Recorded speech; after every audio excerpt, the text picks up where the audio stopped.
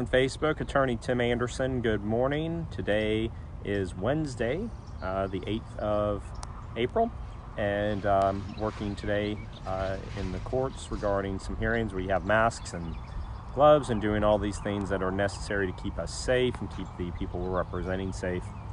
But I wanted to talk to you. I'm outside just taking a little break. I wanted to talk to you about something, and I want you to think about this for today, and feel free to comment and be a part of this conversation. But I want you to think about the First Amendment, all right? And I've posted it up here for you to look at what the First Amendment says. Primarily, most importantly for this conversation is that First Amendment guarantees the right to assemble and the right to worship, and unabridged by any regulations by the government. It doesn't say except in times of emergency or things like that. And so the First Amendment is up here for you to look at. And then I put a provision of the governor's order that prohibits gatherings for religious matters in his original governor's order. I wonder, is that a violation of the First Amendment? And if it is, how quickly we were just to give up our First Amendment rights. All right. Now, look, I know we did this before, and a lot of you were strongly opinionated on this. But here's the deal: can the governor just suspend a constitutional right, just suspend it on his own, and say, hey, we're no longer allowed to congregate and go to a religious ceremony?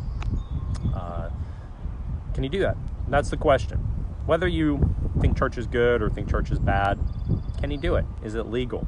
And if it's not legal, why hasn't anybody stepped up and done something about it?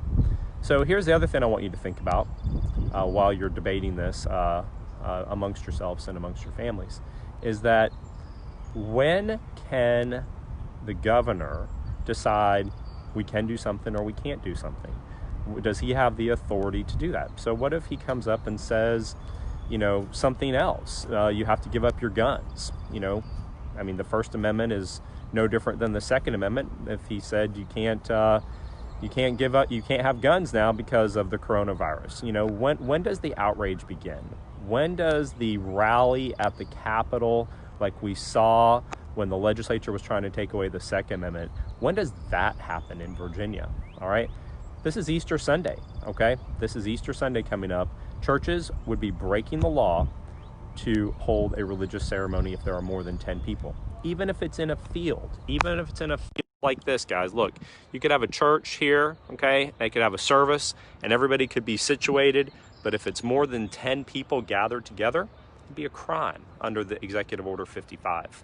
Where's the outrage? Something to think about. Have a good day. I got to get back into court. Just enjoying a little fresh air.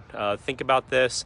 Think about how quickly we were able to give up our rights because of a viral threat. Now, look, I'm not saying, before I let you go, before you blast me for saying what I'm saying, I'm not saying people should be all hanging out together in a church and all together.